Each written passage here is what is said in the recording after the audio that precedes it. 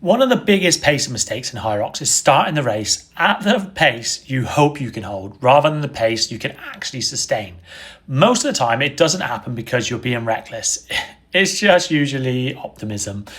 You've trained well, you feel good on the start line, adrenaline's high, and the first run feels manageable, so you settle into a pace that feels right in that moment.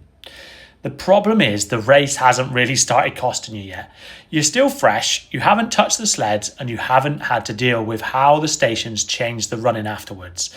So the pace that feels fine early on is often slightly above what you can actually sustain once the stations start stacking up. And then somewhere around the middle, the effort starts climbing much faster than you expected, and the last part of the race turns into damage limitation.